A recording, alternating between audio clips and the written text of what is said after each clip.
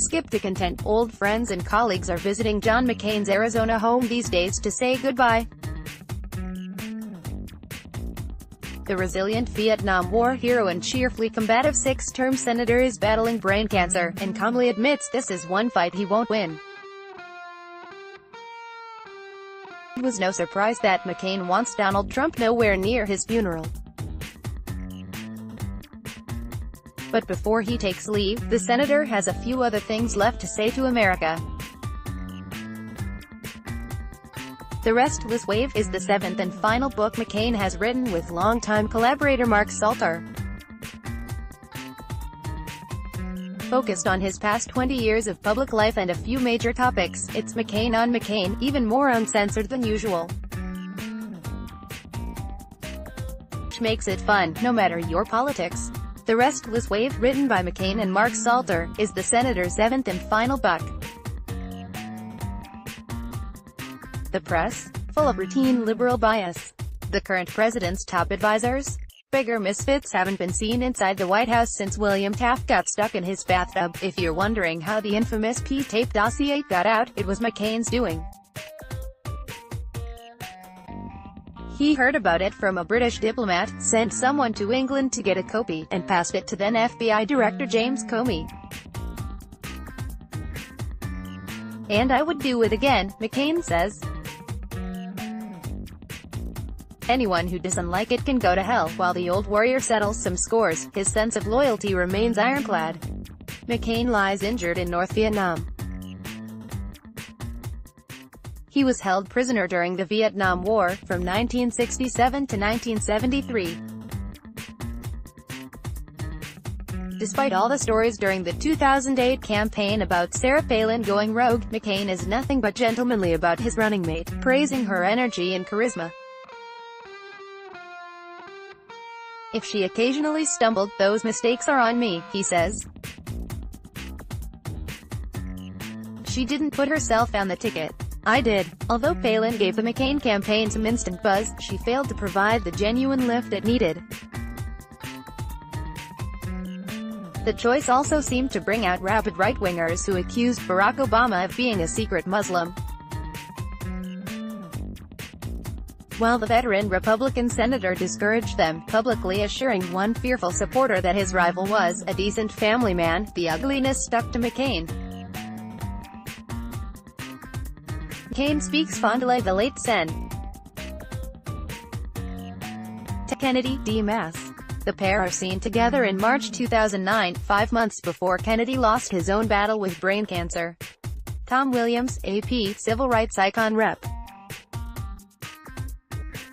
John Lewis, a personal hero of mine, accused our campaign of sowing hatred, compared me to segregationist Alabama Gov. George Wallace, and said that, like Wallace, we were creating the kind of political atmosphere that got 4 little girls killed in a Birmingham church, writes McCain.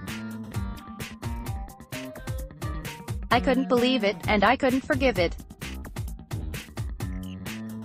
I still can't. The media, McCain says, treated him unfairly, too. The press fell hard for Obama back in the primaries, and kept a finger on the scale, going forward. But, as McCain acknowledges, he also himself had once benefited from press favoritism. To even worry about slanted coverage now, in this new era of crackpot websites and Russian propaganda, seems almost quaint. The former Navy fighter pilot, Front R, is seen with his squadron in 1965. He was awarded the Silver Star, Bronze Star, Legion of Merit, Purple Heart, Distinguished Flying Cross Medal and Prisoner of War, POW Medal. Anonymous, AP. While McCain's rehash of the 2008 race is only one part of The Restless Wave, it's likely to be the liveliest for many readers. And while the book is meant to give McCain the last word, sometimes he rehashes policy debates long settled. The book is at its best is when he speaks plainly from the heart about subjects he cares deeply about: the torture of suspected terrorists and enemy combatants, the treatment of undocumented immigrants. McCain's interest in the humane treatment of prisoners of war isn't theoretical. He was shot down in North Vietnam and brutally abused for more than 5 years.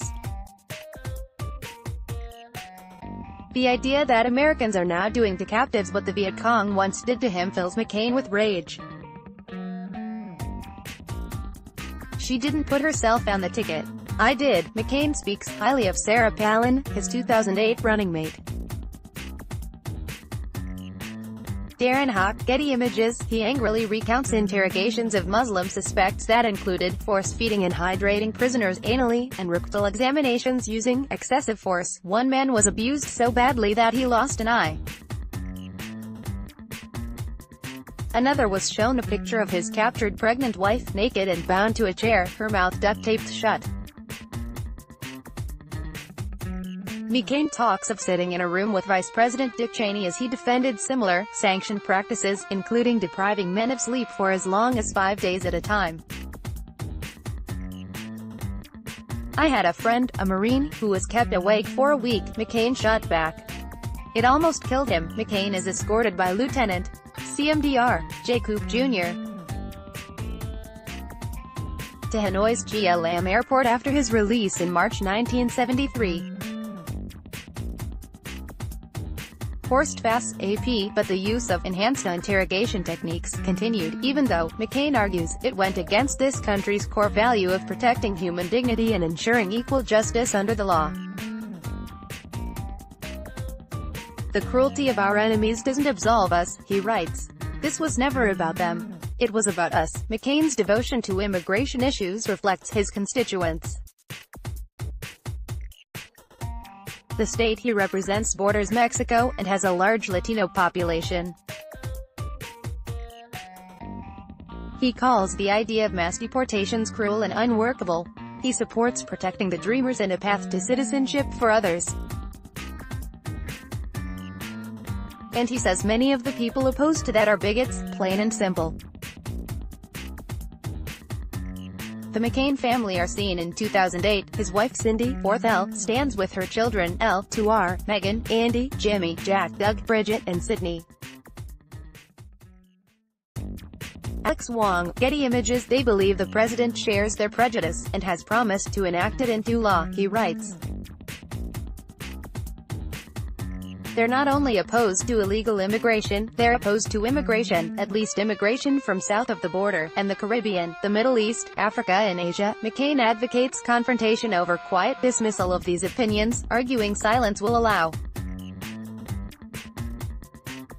their noxious views to spread further, and damage for generations the reputation of the Republican Party. That straight talk is vintage McCain, and why his most conservative critics have often dismissed him as a rhino, Republican in name only. Certainly, he often seemed to get along better with his colleagues across the aisle. His new book has many fond memories of Senator Edward Kennedy, D.Mass. The two would engage in shouting matches only to later leave the Senate together, laughing. I hope those who mourn my passing, and even those who don't, will celebrate as I celebrate a happy life lived in imperfect service to a country made of ideas, whose continued success is the hope of the world. Carolyn Castor, Associated Press. A battle not joined, Kennedy used to tell him, is a battle not enjoyed. Kennedy, he recalls, once even tried to get him to switch parties. McCain almost crossed party lines in 2008 by choosing Senator Joseph Lieberman of Connecticut, a Democrat turned independent, as his running mate. McCain's advisors were against it. After all, Lieberman was pro-choice and ran on Al Gore's ticket in 2000. Oh, and one other thing, the optics of two old, white, male, Washington insiders would only emphasize Obama's time for a change message. It was sound advice that I could reason for myself, McCain writes. But my gut told me to ignore it, and I wish I had. He went with Palin instead. McCain offers fond words for the hardworking and intelligent Hillary Clinton, who is also, contrary to the negative public image promoted by her detractors, very warm, engaging, considerate in person, and fun. It would be fun if it were true, but that story about Clinton drinking McCain under the table in Estonia is fake news, and probably spread by his pal Sen. Lindsey Graham, RSC, McCain is hardly as fond of President Trump's tall tales. In fact, he's not fond of the president at all. Flattery secures his friendship, criticism his enmity, he observes. For all of Trump's angry tweets, he has only a reality show facsimile of toughness. McCain, on the other hand, knows about true grit.